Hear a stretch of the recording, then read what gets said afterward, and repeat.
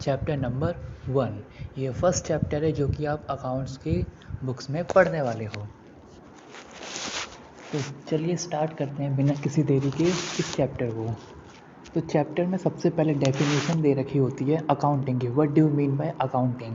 Accounting is a art of recording, classifying, summarising in a significant manner, and it's a terms of money, transaction and event which are in a part at least of financial character and interpreting the result thereof। अब ये क्या बोल रहा है?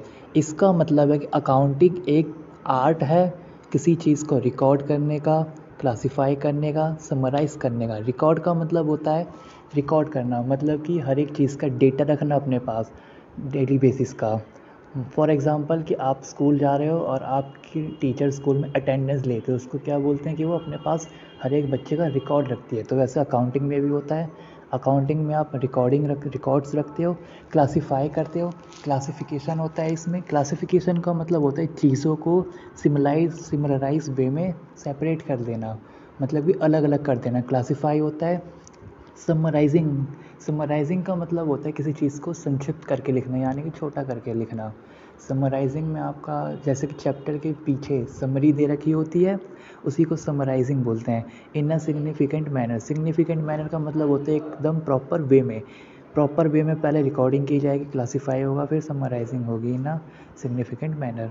इन terms of money, accounting में वही चीज़ record की जाती है जो कि इन टर्म्स ऑफ मनी में रिकॉर्ड करी जाए, मतलब कि हर एक वो इवेंट जो कि आप पैसों में आप कंपेयर कर सकते हो। फॉर एग्ज़ाम्पल कि आपके कंपनी में एम्प्लॉयज़ ने स्ट्राइक करी, तो स्ट्राइक को हम ट्रांजैक्शन में रिकॉर्ड नहीं कर सकते, लेकिन कोई एम्प्लॉय कोई किसी चीज़ को चुरा के ले गया, तो जो चीज़ चुरा के ले जाएगा उसकी वैल्यू है। फॉर एग्ज़ाम्पल किसी ने बाइक चुरा ली कंपनी की, तो बाइक की कीमत होती है, तो बाइक को हम टर्म्स ऑफ मनी में कैलकुलेट कर सकते, तो बाइक को हम लिख देंगे। लेकिन जो स्ट्राइक होगी एम्प्लॉयज़ की कंपनी में, उसको हम इन टर्म्स ऑफ मनी में कैलकुलेट नहीं कर सकते। तो हम स्ट्राइक को ना रिकॉर्ड करके किसको रिकॉर्ड करेंगे? जो बाइक आपकी कंपनी की चोरी हो जाएगी।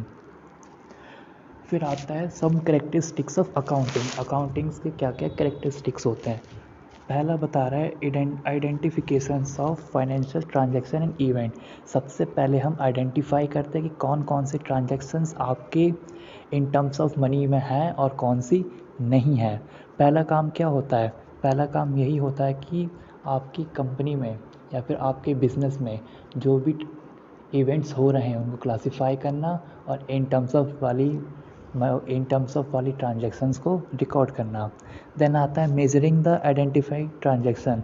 देन उसके बाद ट्रांजैक्शंस को मेज़र करा जाता है कि आखिर में जो फाइनेंशियल ट्रांजैक्शन है वो कितनी वैल्यूएशन पे है, किसकी क्या वैल्यू है, मतलब कितने मनी है।